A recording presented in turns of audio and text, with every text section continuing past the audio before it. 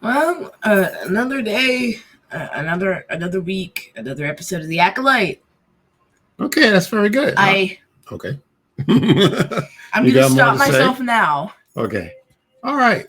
We are here to review episode 3. All righty. Yes. Okay. All right. We hope you watched our review of the first 2 episodes. If you haven't, check it out. Comment. Let me know what you think. You know, are you liking the show, or are you in between, or you love it? Thanks. All right. This is Father Son Galaxy. I am Kerwin. This is Keith. We are good. We are good. All right. So as we left off, okay, something that kept coming up these last 2 episodes is Brendock. This something that happened on Brendock. What is this? Yeah. What is this planet? With apparently, there was a dialogue possible, such as your mothers, your sister, your entire village all died in a fire 16 years ago. Yeah, right. So organic. Top tier writing. Okay. We don't need to be sarcastic. You got to let people, because I don't think they can tell whether you're telling the, your real thoughts. Oh no, they can tell. Or are you? I'm sure sarcastic. You can tell by the tone of my voice. Well, we don't want to be sarcastic. Okay, we can express our opinions without doing that. Anyway, would you rather I be straightforward? Well, yes, I do. Of course. I don't want you to be sarcastic. You tell me how you feel about these episodes. From now on, I'm going to be completely straightforward about what I've thought about this episode. You have been the first 2 episodes, so just keep on doing that. All right. Okay. Yeah, so I agree with you. There was a lot of exposition in the first 2 episodes about what happened on Brendock. I don't know why they needed to tell us all this information rather than show it. But here we are, episode 3, and now we're seeing what takes place. Yeah. Let's talk about what happened, and then we'll talk about why it happened. Yeah, by the way, once the episodes come out again, I can have the time to rewatch it, and then I will give you guys an updated dagger count. Okay, right, I forgot, right. Because I got to wait until I'm free, and then I can rewatch it. Okay. Because it's already out now. So your point is that she's used a lot of daggers. She's used a lot of daggers. She has to be at least like 25 by now. Okay. I don't know. She wasn't really fighting in this episode, though. And you know what's interesting about that is that she's not supposed to use a weapon, right, to fulfill her purpose. Yeah. So why is she carrying that many daggers? Anyway. All right. Okay. Episode 3. So now we go back. It's a backstory 16 years earlier to Brendock. Yes. And Osha and Mae are little girls, twins. We know a little bit more about their history, who their family is. They're a part of a coven of witches. Yes. And these witches don't seem to be the evil kind, like the stereotypical ooga booga kind of witches. You know, they seem to be like normal people mostly. Mm-hmm. So yeah. So, okay. So yeah. They're doing like a witch indoctrination ceremony today. And, Osha and Mae are supposed to be there, but Osha doesn't want to go. Yeah, okay. So I didn't know if you noticed this, but you know that little rap that they have about each other? I give you you and you give me me? Yeah. One of them is the only one giving. Who is that? I don't know. Mae, probably. When you say... I give you you, yes. You give me me. What does that mean to you? That's a good point. Let's talk about what that means. What do you think they're saying there? I don't know. Maybe it's like one of them cares more about the other and the other's not reciprocating. Maybe that's why Mae does the crazy things she does in this episode.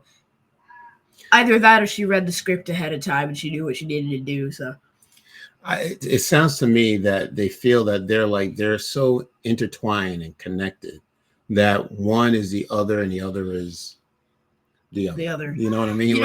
I find that kind of strange, though, that they seem to be so willing to be the same person. Okay, well, funny. Yes. Why is born as two, but always one? Yes, right. That's what they said. Which would lend itself to our theory, or Dad's theory, rather. He's the one who came up with it, that they've been switching places this entire time. It's possible, right? I mean, I don't know many twins. Of course, you're not a twin, so we don't know. That connection that twins have for each other. But, we can only speak about what we've seen in this series is that the two of them are very tightly knit, right? And Yeah, one, they're thick as thieves. right, You know? exactly, thick as thieves. And if one knows what the other is doing, right, without even the other person knowing about it. Like I said, I'm not a twin. I don't know how it they both goes, seem to but think each other were dead for 16 years. yeah, So well, I I can't guess their explain bond that. wasn't that strong. Okay. All right. So we get introduced to new characters, right? So at the beginning, when we heard about this series, right? The Acolyte. Did we even mention that we were talking about the Acolyte? I don't remember. Yeah, Okay. at the All right. beginning. But by the way, guys, spoiler review. So, It is a spoiler review, right? And I forgot to mention, so it's written by Jasmine Flournoy and Eileen Shim, directed by Koganaga. oh, so we know their names. Huh? Huh? What is it? I said, oh, so we know their names. Well, I wrote them down. That's why we know their names. Yeah, I know. Okay, very good. All right. So we're gonna. All right. We'll try to give the writers a shout out. Yeah. Okay. Shout out to the whenever we writers can. of the Acolyte. Okay. All right. So when this series, was talked about and it was brought up as to who's going to be in the cast, it's a big cast of characters, right? A lot of actors, of very diverse backgrounds, people we've heard of, people we didn't hear of, but it was very exciting to see these faces, right? And that they were all going to be in this series. And we're thinking, well, who are they going to play? What are they going to play? Yeah, so now Jodie Turner-Smith appears. Yeah. She's in this as well. Yes, and she plays their mother, right? Mother Aniseya. How do you pronounce this? Aniseya. Mother Aniseya. All right. So she is a part of a coven of witches. Yes. She is one of their two witch moms. Yes. Now I don't think they ever mentioned the name of the coven, but we just know that they're witches, and they believe in something that's not necessarily the Force, but it's very similar to the Force, and it's called the thread. Yeah. Okay. I'm gonna give these people some nicknames to make this funnier. Okay. Well, let me talk about the thread. So, according to Mother Aniseya, did I pronounce that right? Yes. Mother Aniseya. Got it. All right. She says all living things are connected by the same thread, a thread woven through all existence. The thread is not a power you wield. The thread is not a power you wield. It ties you to your destiny. It binds you to others. All right. Yeah. It sounds very similar to the Force, but not exactly. So what is the difference? Yes. I don't know. Okay. We'll find out. Well, to me, it reminds me of, how there are people who believe in God, but their God may not be the same God that you believe in. Yeah, like Magneto. Okay. All right. Yeah. But so there are similar characteristics or things that are very similar about their God, but it's not exactly the God that you believe in. So I look at it that way, that the Force or the thread to them is a religion. So they don't believe in the Force, but they believe in maybe the power of the Force, and they call it the thread instead. Yeah. And it seems to me that the thread and the Force pretty much does the same thing. Yeah. Okay. I said I was going to come out with nicknames. Well, I just found an accurate title from Mae, Pyromaniac. Okay, we didn't get there yet. Yeah, well. Okay, all right. You ready to jump ahead? Yes, all right, absolutely. Okay, I'm just trying to set it up. All right. Okay, so now, right, so Mae and Osha. Pyromaniac and Osha. Yes, okay. Of course, their mother wants them to become what she is, right? They want her. Witches, yes. Right, so that's the rite of passage. Yes, right. So this ceremony is called the Ascension. Okay. And basically, they take an oath. They get a little marking on their face. All the witches do a little chant, and that is essentially the Ascension. Right. Okay. So, according to the ritual, witches are hunted, persecuted, forced into hiding. Some consider their power dark and unnatural. They are blessed with the gift of life. Osha and Mae are the next generation of witches. Yes. Now the problem is, Osha does not want to be a witch. So Osha does not want to be a witch, but Pyro wants to be a witch. Okay, so I'll call her Pyro. Let's just talk about why, what happened. I'm going to call her Pyro after we go over why she's a pyromaniac. Yeah, so all right. Yeah. So, all right, explain. So, again, Osha doesn't want to be a witch. So Mae does. So Osha's hiding. You know that little tree hiding spot that they had? So that's where Osha's at. And then Mae shows up, and she's like, hey, come on, we got to go. and then they do the little chant, and then they head back. Yeah, they talked to each other and they worked it out. Okay. All right. Well, again, Osha told her sister that she does not want to be a Jedi, that she does not want to be a witch. She'd rather be a Jedi. Okay. So now, just so happens that they get a visit by 4 Jedi, right? Right. Yes. So that's Master Soul, Master Endara, Master Torban, and Kelnaka. Right, and Kelnaka. All right. Yes. So one of them is a character. The other ones are either no longer with us or haven't said like anything valuable. What do you mean a character? When you say character, Saul is the only one who has like an actual character. Oh, I see. Okay, all right. Okay. Like Endara was dead before her character even got off the ground. Torben was also dead before his character even got off the ground. Right. And Kelnaka is probably also going to be dead before his character could get off the ground. Saul is alive. He has like a very great character so far. Like he's the one I'm rooting for. Okay. Some solid acting.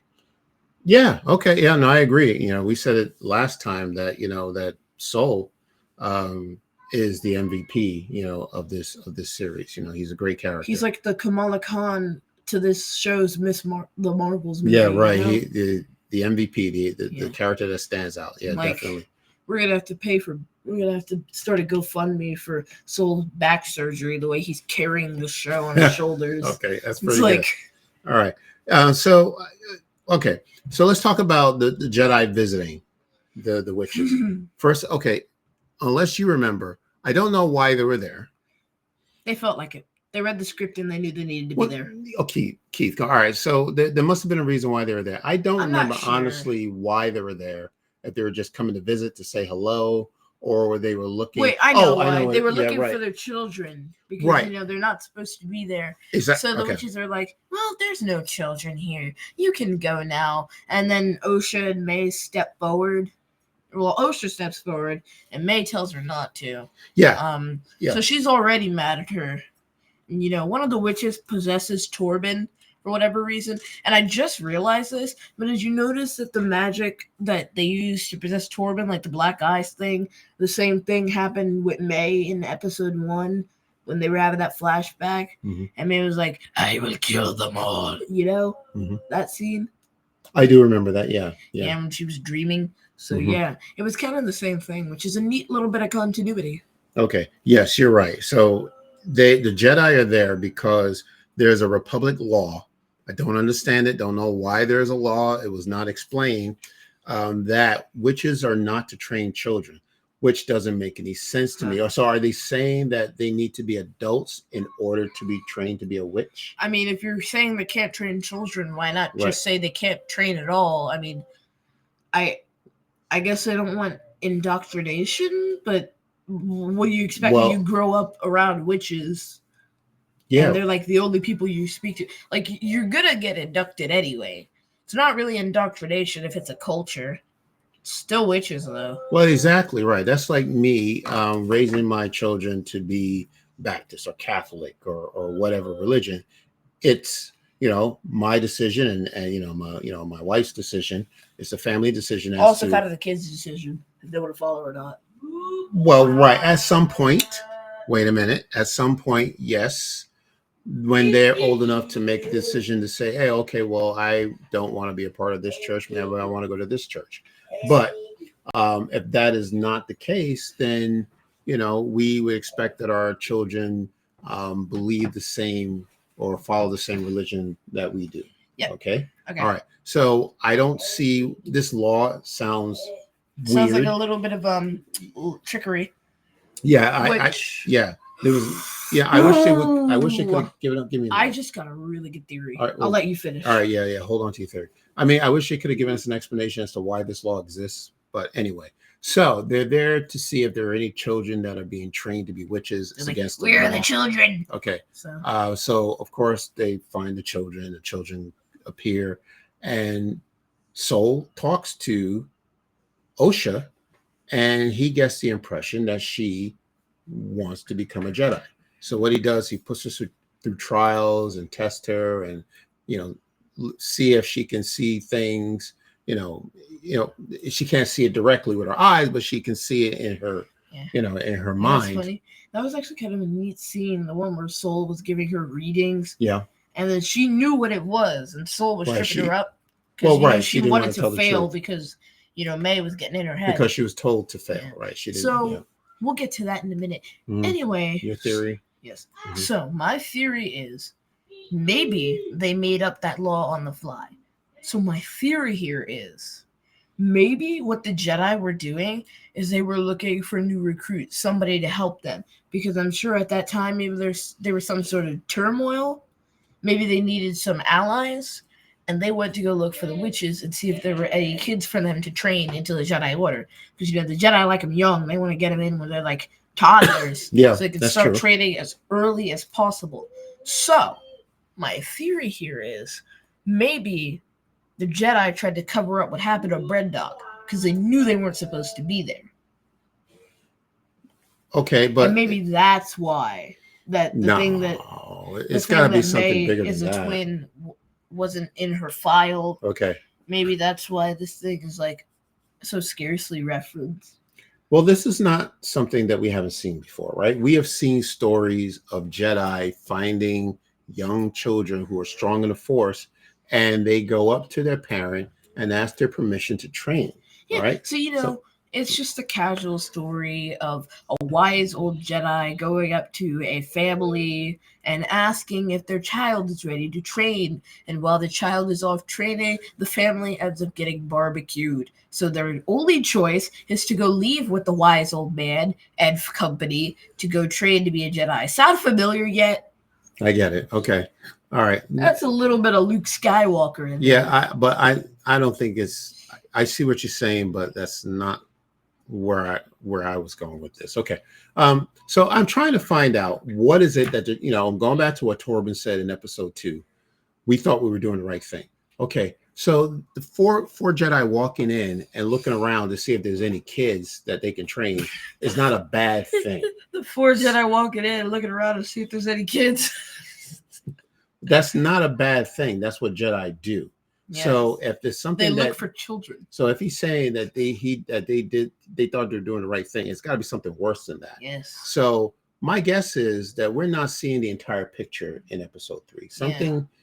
We're not seeing everything. That would kind of explain that line from Torben, because he is, out of all 4 of them, the most passive character. Because even when he gets possessed, he doesn't seem to say anything to the witches. Not a word. You think after one of them took over his mind, he'd have something to say to them. He'd have some not so kind words for somebody who just tried to possess him.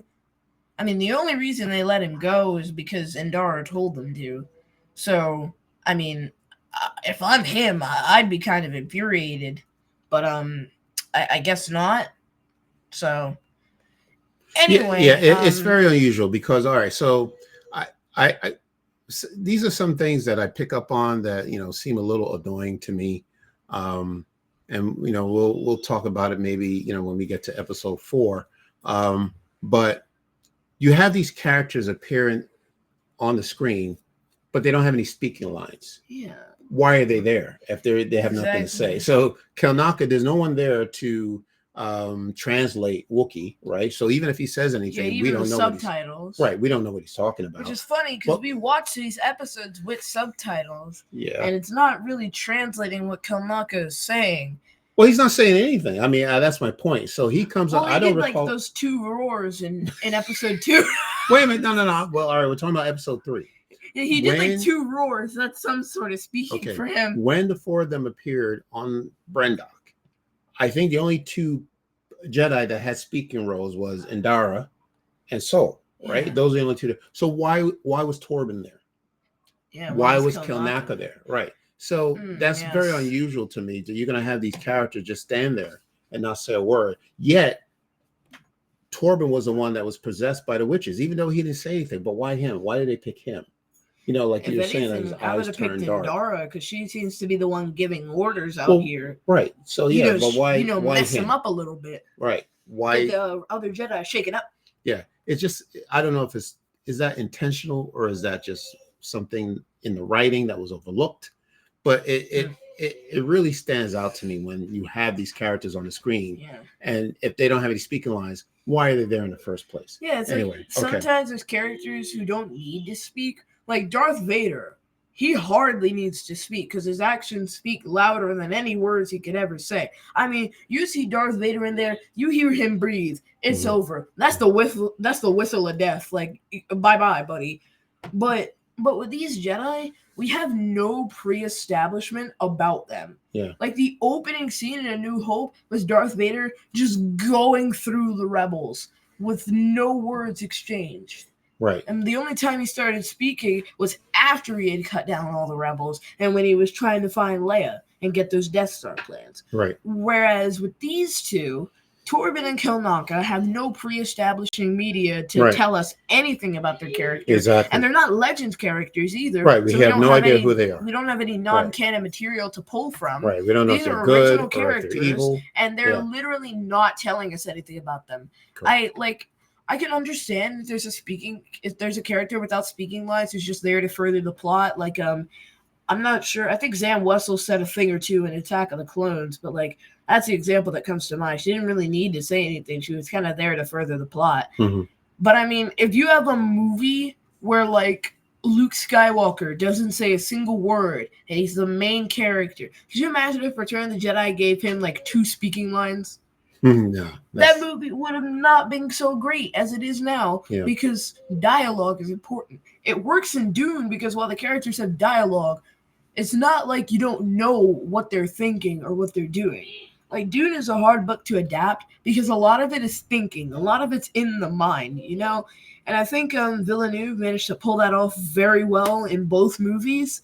But here, we kind of need them to speak because we don't know anything about these characters, and one of them's dead already. Exactly right. So the only info we're getting is in flashbacks, and even in flashbacks, we're really not getting anything. Don't have any So here's hoping Kelnaka gets to actually do something. Yeah. Yeah. Okay. All right. So I think we made that point. Don't know why they're in the scene. All right. So now let's continue. So like I said, Master Soul sensed that Osha may have been strong in the Force, and he wanted to test her. She was failing the test deliberately because her family did not want her to become a Jedi. Well, it wasn't her family; it was mainly Mae. Okay. So basically, Mae is like, "No, you can't be a Jedi. You got to join me." By the way, during the Ascension, Osha managed to stall long enough for the Jedi to show up, and she never got inducted into the witch thingamabobber, so she never got the forehead tattoo, which means she's not a witch. So anyway, she's training to be a Jedi, and as luck would have it, she's Force sensitive, and the goal is to take her in. So she goes back, she starts packing up her things, and good old Mae, who has now almost earned the name Pyro, is stepping into the room, and she's like, "Osha, come on. You gotta stay here. I don't want you to go." And she's like, I kind of gotta go, I found my calling. I don't want to be a witch. I want to be a Jedi. And then Mae says, "Well, okay then. I'm gonna leave you to it." She walks out, she locks the doors, and naturally, the next conclusion you would draw from your sister wanting to leave the house and go pursue her own career is to burn it all down. She literally grabs a torch off the wall and lights the ground on fire. She tried to kill her sister because she didn't want to live with her forever. What? Oh! That seems very unnatural to me, that your sister, someone that you're so close to, they're twins, would be so angry that they want to kill you because they're making a decision on their own to do what they want to do. Could you imagine if your siblings I don't see that happening. Could you imagine if your siblings left to go to college and you said, "No, you're staying here," and they said, "Nope, I'm going," and then you said, "Fine, I'm gonna kill you, and I'm gonna kill everybody else in here." It's like, that's not something somebody does. It's unnatural. And committing arson and mass murder is not typically something you do on a whim. Yeah. Because, Mae already had to have had a screw loose, and she seemed pretty normal up until then. Yeah. Like, at least with Anakin Skywalker, by the time of Attack of the Clones, we could already tell he wasn't fully there. Like, he was not in the right state of mind come Revenge of the Sith. Like, he got better, but it made more sense why Palpatine was able to get into his head and get to him. But Mae, she has no, like I said, no pre-establishing media or character work to show us that she would just randomly decide to burn down her entire planet.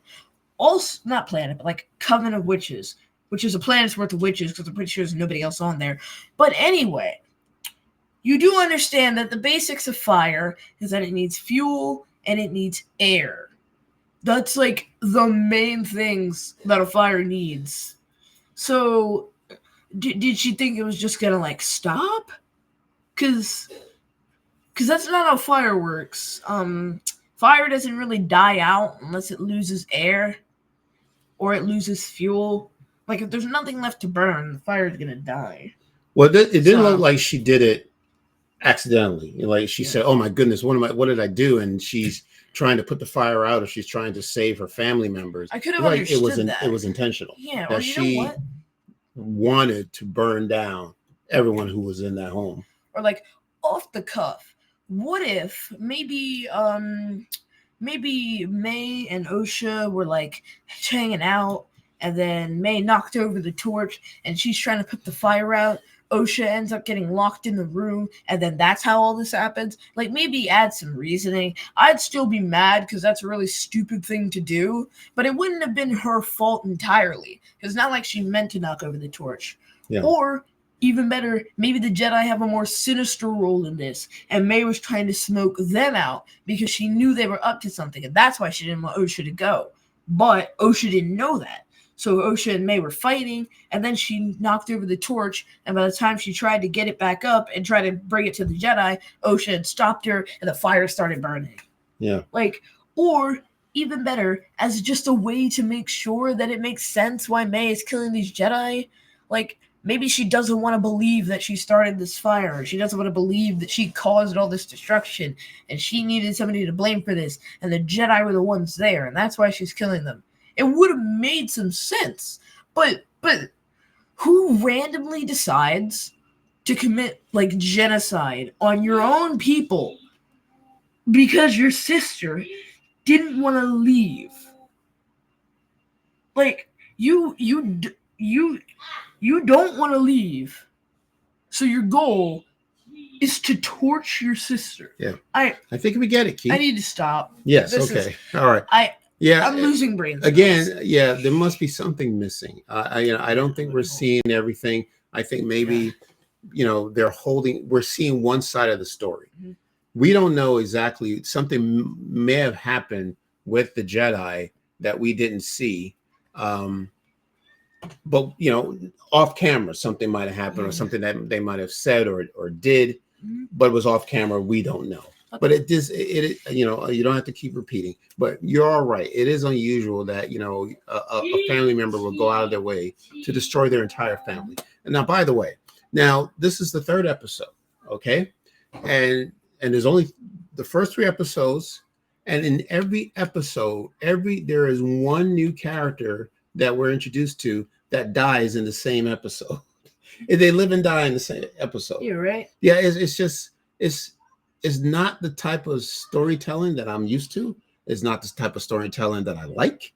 But I don't understand it. But how do you expect us to feel for these characters and have some emotional attachment to them if you got Carrie-Anne Moss dying in 10 minutes, and then you got Master Torben who hardly said a word. He took poison, and then you got Mother Aniseya, Jodie Turner-Smith, talented actress, was in this episode and lived and died in the same episode. Yeah. So why are we doing this? Why is this happening? Yeah. And I'll say this, like, off of the whole she just burned down her entire family thing, I'm kind of thinking maybe the Jedi had a bigger role in this, because you notice none of the witches tried to run. They're all like in the same place, and they're all dead. But then again, there's no lightsaber marks. Not saying that's the only way to take out a person if you're force sensitive, but maybe the Jedi had some role in this. Maybe Mae starting the fire wasn't what killed them. It's still a really weird character decision. Good point. Yeah. But maybe that wasn't it, because I highly doubt that explosion would have taken them all out in the same place. They They wouldn't have smelled smoke or heard the fire. None of them wanted to go investigate. Osha seemed to be making a lot of noise there, So it seems we know for certain that Mae started the fire, but we don't necessarily know if it was the fire that killed her family. Yeah. They might have been dead before the fire was started, is what you're saying. Also, I don't know. Yeah. I don't know if there's gaps in this, because usually when there's gaps in something, it's presented as flashes. Book of Boba Fett, and how the first 2 episodes were pretty much entirely Boba sitting in his back to tank, and it was flashbacks. Yes. You could pretty much tell it was flashbacks. So I think what this show is doing is it's presenting this as the actual events that happened, because there's no gaps in it. Usually when there's gaps in something, there's little flashes, black screens, you see jumps in events, like Moon Knight, when one of the personalities blacked out and the other one took over and they came back, you would just completely miss everything that happened there. Yeah, I don't know. I was baffled by this episode. I feel like this was kind of a make or break thing, and it broke. I just find it so weird that they would introduce all these new characters and then get rid of them. At least in The Last Jedi, when Luke kicked the can, he had 4 movies before that, and 3 TV shows after that to establish him as who he was. Yeah. 2 seasons of Mando. He was in the 3rd season, right? Who? Luke. No. Well, yes. Well, in the Boba Fett series. Yeah. So he was in Mando season 2 and Mando season 2.5. Right. So that's Book of Boba Fett. Now, okay. So now I'm sure someone's going to say, well, what about Obi-Wan Kenobi in Star Wars? He was in the movie. He was in that movie. And he lived and died in the same movie, and he came back as a Force ghost. Yeah, but the point was Obi-Wan isn't really a main character. He's meant to be the mentor to our main character. He's a side character more so, He served his purpose in the narrative, and then we brought him back not only for his own show, but for 3 other movies where he's prominently featured. Well, right, yes. So he was there to mentor the main character or push the main character's story forward. To guide. It's always right, because the story is about Luke, right? Without question. So is that what they're saying, that, these other characters are all supporting characters, and they're insignificant, and all that matters is Mae and Osha? Is that what is that? But at the very least, Obi-Wan had some character even before we knew who he was. Luke's like, oh, you mean old Ben Kenobi? He's a hermit. He hardly ventures out. Yeah. And then Leia's like, you fought with my father in the Clone Wars, or something like that. You're a great general. And then Obi-Wan's like, Skywalker. That's a name I haven't heard in a long time. They gave us clues about his past. He pulled out the lightsaber of his former Padawan, and he's like, this was your father's lightsaber. He was killed by Darth Vader. And, that was pretty much it for him. But you have to admit that 3 characters, killing all 3 new characters in 3 different episodes is excessive. Yeah. So I don't know. I don't understand the purpose of having this cast of actors, and they're in this series, and then you only see them, for 10 to 15 minutes per episode, and then they're gone. It's don't stack your cast if you don't plan on using their acting talents to the highest degree. It's okay. Don't hire people who are great at acting for roles that are going to be 10 minutes, and then you have to pay them hundreds of thousands of dollars to do it. Yeah, right. Okay. Or at the very least, give these actors something to do. Something more to do and something to say. Please. Again, Master Torben, here we are, episode 3. Still have no idea who he is. I know, right? What he does, what he sounds like. Torben has genuinely not said anything or done anything that gives me any clues as to why he would, take poison. Yeah. Okay. Yeah, we talked about that in the last episode. All right. And then that's pretty much it. So Soul is still on Brendok when this fire starts, and he's trying to save both sisters and ends up saving just Osha. Mae apparently perished in the fire, which is the reason why up to this point, they thought Mae was gone. Which she really should have, Yeah. because that seemed like a pretty deep fall. Yes. And I don't know how an 8-year-old would survive something like that. That's another question, right? I mean, she is a child. Yeah. She's not like a full-grown adult, because I feel like a full-grown adult would still have trouble surviving that, but would at least survive. Yeah. But an 8-year-old falling that far, like that, doesn't make sense. And you know what's strange? Even more, we don't see her with any damage, like no scars, no prosthetics, no limp, no real injuries to speak of. I guess they slapped a good old plot convenience band-aid on that, and she's just fine. Yeah, I don't know. I'd love to know how she did that. She didn't seem to be strong in the Force then. So I would genuinely be thrilled to know how that happened. Okay. Well, maybe we'll find out in episode 4. At least when Bucky Barnes fell off of that train in Captain America 1, he came back with a metal arm. A full dude just fell off a train and ended up with a metal arm. That's some damage right there. But Mae falling off of that bridge or whatever you call that thing as an 8-year-old, all the way down that reactor shaft or whatever you want to call it. Okay. Are you sure about that? Well, okay. We'll see what happens in episode 4. I think we covered episode 3. I think episode 4 is going to get better. Okay. All right. Let's good to know. All right. Anything else you want to talk about for 3? Please save me. All right. I can't do this forever. Thank you very much. That was our coverage of episode 3 of The Acolyte. Keith, where can people find us? You can find us wherever you get your podcast, socials, Facebook, Twitter, and Instagram at Follow Us in Galaxy, website followusingalaxy.com. Please check out our merch store, followusingalaxy.myspressshop.com. Go new to our Patreon page at patreon.com/followusingalaxy. Please, I need to buy the Skywalker Saga DLCs and also bread. I need to live. Yeah, that's it. Okay, very good. All right. So thank you. If you're listening to us or watching us on YouTube, come on, leave a comment so we can discuss it. Are we off base? Do you agree with us, or do you think, I'd love to hear some positive opinions. not getting this show and we should be? Yeah. I'd love to hear some positive opinions on the show and see what other people think. Absolutely, yeah. I'm probably going to go back and rewatch these episodes with a more positive mindset so I can get something out of this and I don't have to keep flaming it. So regardless of whatever your opinion is, let's just talk about it, okay? That's what we're here for, all right? Please leave a comment. If you are not a subscriber, like and subscribe to our channel. All right, then. So until we talk about episode 4, take care, and we will see you again.